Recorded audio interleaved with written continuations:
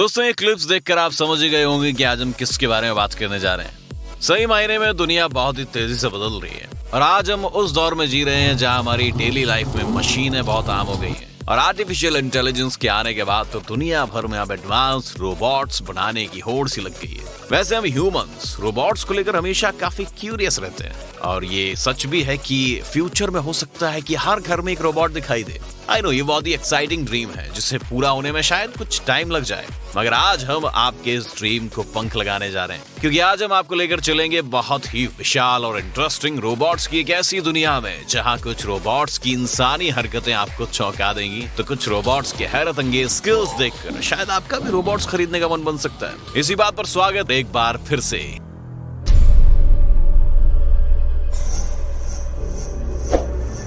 कुराटास।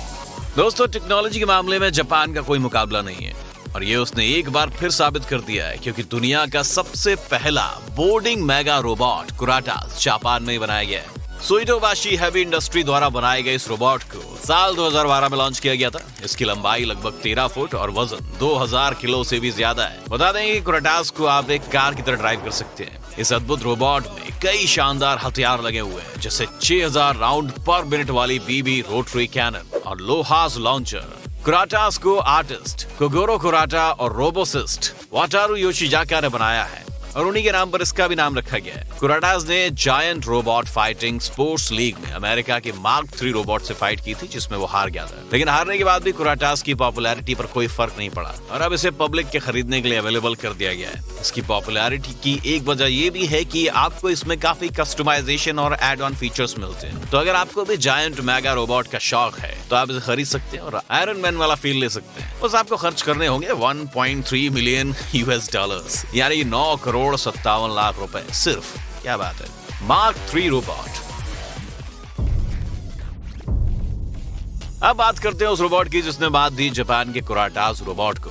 जी हाँ दोस्तों, ये अमेरिका का मार्क 3 रोबोट। आपको बता दें कि मार्क 3 एक जायंट फाइटिंग रोबोट है जिसे अमेरिकन कंपनी मेगाबॉट्स ने बनाया है। ये वही कंपनी है जिसने giant robot fighting sports league की शुरुआत की थी। सबसे मजे की बात यह है कि कुराटास की ही तरह इसे भी आप इसके अंदर बैठकर ड्राइव कर सकते हो। जून 2005 में उन्होंने जापान के कुराटास रोबोट को फाइट के लिए चुनौती दी और दोनों में शानदार फाइट भी हुई जिसे यूट्यूब पर लाइव दिखाया गया था। इस धमाकेदार फाइट में मार्क 3 ने कुराटास को मात दी थी। इसकी एक वजह यह भी थी कि मेगाबॉट्स ने अपने पिछले वर्जन मार्क 2 को और ज्यादा एडवांस बनाकर खास तौर पर इस फाइट के लिए ही मार्क 3 को तैयार किया था। मार्क 3 में 430 हॉर्स पावर का कोर वेड इंजन है। इसकी हाइट 16 फीट और वजन लगभग 11,800 किलो है। वैसे खास बात यह है कि इसमें विंग्स भी लगे हैं। अब वो बात अलग है कि उड़ता नहीं। चलिए आपको बताते हैं इसकी हैरान कर देने वाली कीमत। दोस्तों एक मार्क 3 की कीमत है 2.5 मिलियन डॉलर्स यानी कि करीब 18 करोड़ 41 लाख रुपए। फेडोर।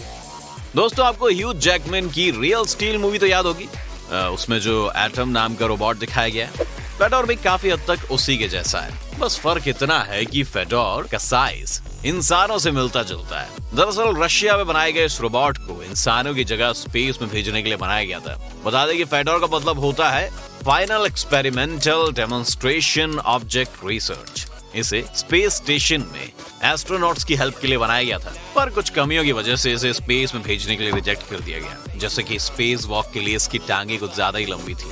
हालांकि कुछ लोगों का ये भी मानना था कि ये क्यूट रोबोट स्पेस स्टेशन पर रशियन फ्लैग के साथ खड़ा बेहद खूबसूरत लगेगा और यही वजह है कि रूस ने हार नहीं मानी और वो फेडोर से भी ज्यादा एडवांस रोबोट बनाने की तैयारी कर रहे हैं ताकि वो स्पेस में रोबोट भेजने वाली पहली कंट्री बन सके। द काबूटॉम RX-3।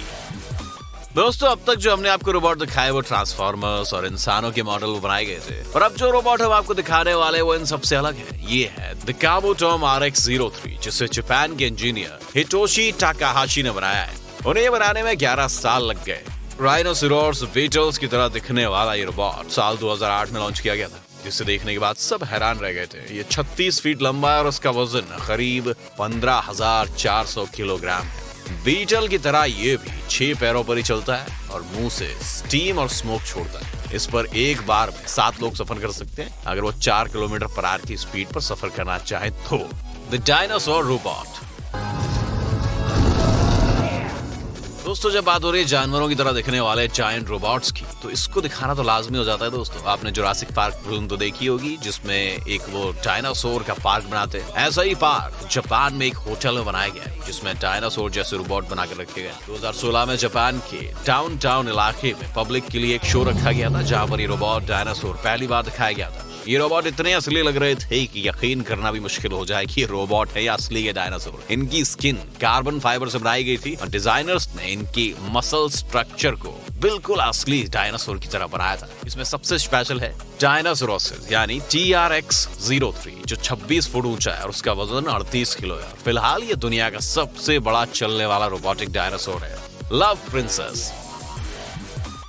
दोस्तों जब फिल्म की बात हो ही रही है, तो चलिए आपको स्पाइडरमैन मूवी के कैरेक्टर डॉक्टर ऑक्टोपस से इंस्पायर्ड एक रोबोट के बारे में बताते हैं। दोस्तों ये लव प्रिंसेस, जो कि एक जायंट स्पाइडर रोबोट है, इसे एंटरटेनमेंट पर्पस के लिए बनाया गया था और ये 2008 के यूरोपियन कैपिटल के कल्चरल फेस्टिवल का भी हिस्सा बन चुकी है। प्रिंसेस ने पहली बार इंग्लैंड के लिवरपूल में 3 सितंबर से लेकर 7 सितंबर तक अपनी बेहतरीन परफॉर्मेंस दी थी। उनकी पहली परफॉर्मेंस पब्लिक के लिए बिल्कुल फ्री थी, मगर 4 दिन की उसकी परफॉर्मेंस के लिए कंपनी को लगभग 1.9 मिलियन पाउंड खर्च करने पड़े थे। बता दें कि लव प्रिंसेस को फ्रेंच आर्ट कंपनी ला मशीन ने डिजाइन किया था। इसकी हाइट 50 फुट और वजन लगभग 33,500 किलो है।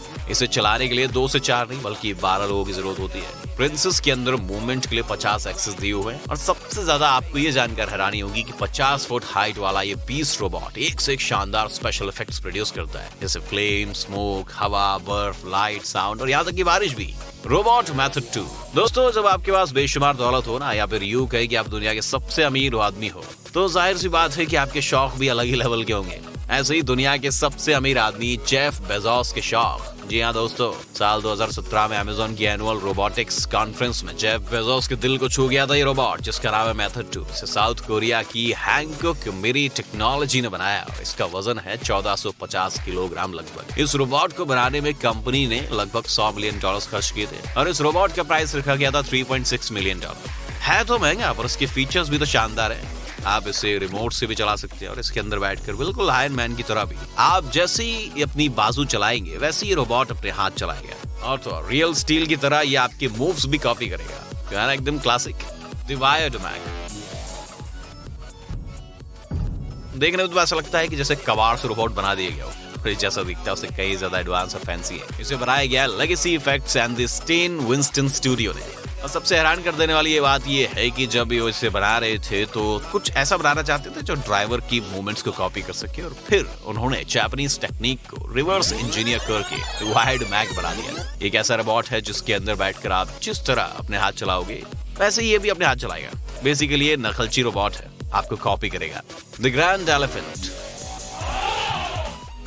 दोस्तों आपको दिखाने वाले एक ऐसा रोबोट जिसे देखकर आप भी बोलेंगे अरे प्रभु। जी हाँ, मिले हमारे गजराज रोबोट द ग्रैंड एलिफेंट से। 40 फुट ऊंचा ये हाथी रोबोट एक टूरिस्ट ट्रैवलर की तरह है जो अपने ऊपर लोगों को सैर कराता है। इसके ऊपर एक टेरेस और छोटा लाउंज है। इसे फ्रेंच आर्टिस्ट फ्रैंकोइस डेला रोजोयर और पियरे ओरिफिस ने डिजाइन किया है। इस शानदार हाथी ने फ्रेंच टाउन की नैंटिस के कल्चर में 4 चांद लगा दिए। ये प्रोजेक्ट 2007 में पब्लिक के लिए खोला गया था, तभी से लोगों को शानदार राइड दे रहा है। Monkey king. दोस्तों मंकी किंग सुनते ही सबसे पहले आपके दिमाग में आती है हॉलीवुड की फिल्म। खैर हम कह सकते हैं कि कुछ चीजें हमारे इस रोबोट में भी मंकी किंग जैसी है, जैसे कि एक दिखने में बिल्कुल निंजा की तरह है। दोस्तों अब तक तो सिर्फ ऐसे ही लगता था कि रोबोट फाइट सिर्फ फिल्मों और कार्टूनों में दिखने को मिलती है, और जैसा कि हमने आपको बताया है द मेगाबोट्स ने रोबोट फाइट लीग की शुरुआत करके सपना हकीकत तो कर दिया था, मगर अब फाइट्स के लिए रोबोट्स भी तो चाहिए। ऐसे में साल 2017 में Chinese company the great metal ने ग्लोबल मोबाइल इंटरनेट कॉन्फ्रेंस में एक रोबोट का प्रोटोटाइप लॉन्च किया जिसका नाम था मंकी किंग। और दोस्तों मजे की बात तो ये है कि इसे ट्रांसफॉर्मर से इंस्पायर होकर बनाया गया है। ये ऑप्टिमस प्राइम की तरह ही है जिसके पास लड़ाई के लिए एक लोहे की रॉड भी है। तो दोस्तों आपको इनमें से कौन सा रोबोट सबसे ज्यादा खतरनाक और कौन सा रोबोट सबसे क्लासी लगा हमें कमेंट करके बताएं। और फिलहाल के लिए बस इतना ही, जल्दी लौटेंगे एक नई वीडियो के साथ। धन्यवाद।